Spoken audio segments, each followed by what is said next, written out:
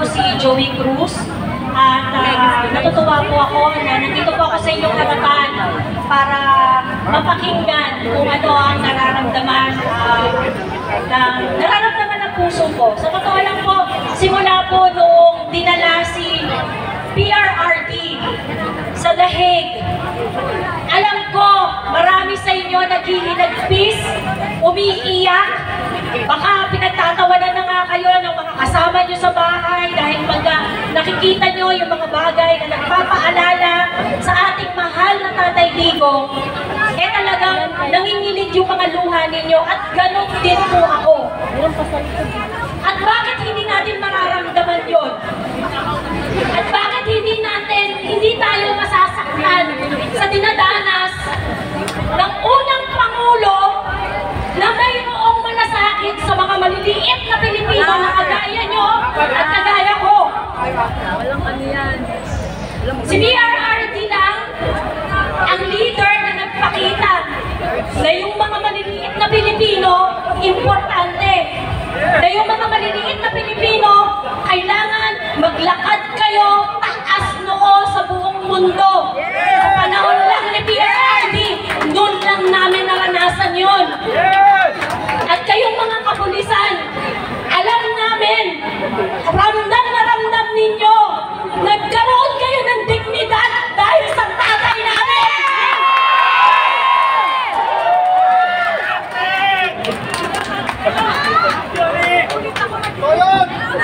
Sa totoo lang po, ngayon, nakarating sa akin ng balita na tinatrabaho kami ng mga law enforcement. Hindi ko alam kung hanggang kailan ako makakapagsalita at ma-articulate ang lahat ng galit ko dito sa mapang-aping gobyernong to.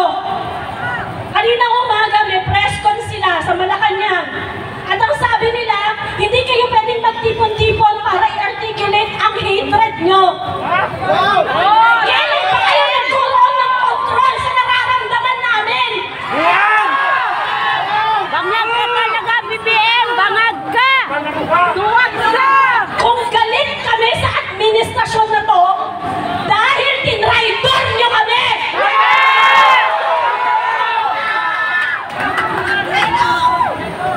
Pinagkatiwalaan namin si Bongbong Marcos kasi sinabi mo continuity! Sabi mo itutuloy mo lahat ng proyekto ni PRRD! Sinabi mo na hindi mo siya ibibigay sa ICC! Pero anong ginawa mo? Tinraidor mo kami!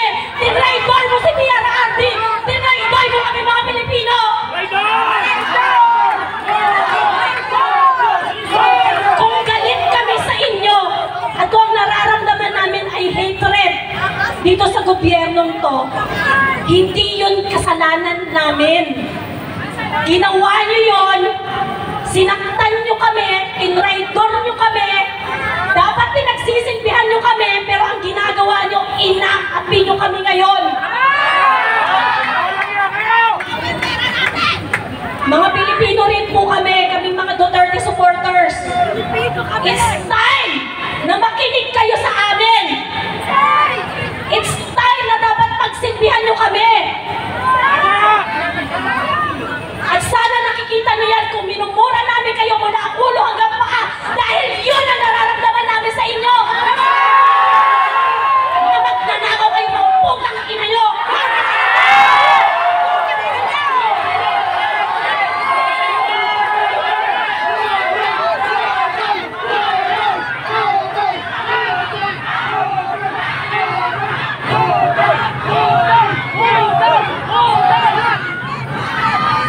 Tigilan nyo na yung pulburon! Para makapag-isip kayo ng tama, para maintindihan nyo kami, para gawin ninyo ang sinasabi namin na dapat yung pananagutan sa aming lahat.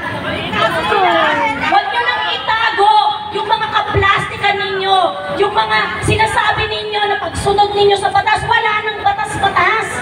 Kung anong trip nyo, yun ang nangyayari. Yung sinasabi ninyo na sinunod nyo ang batas sa pag-aresto kay PRRD, hindi po kami tanga. Alam po namin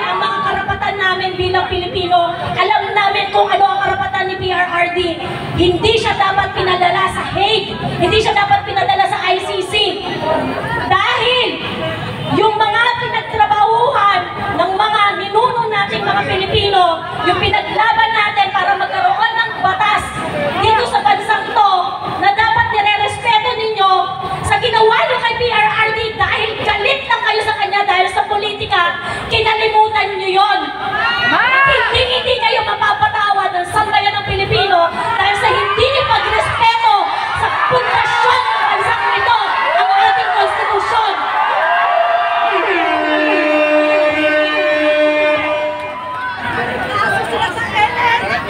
Hindi ko po alam kung hanggang kailan ako makakapagsalita sa harap ninyong lahat. Pero isa lang ang gusto ko maalala ninyo. Hindi nyo makakalimutan ang apelidong Duterte!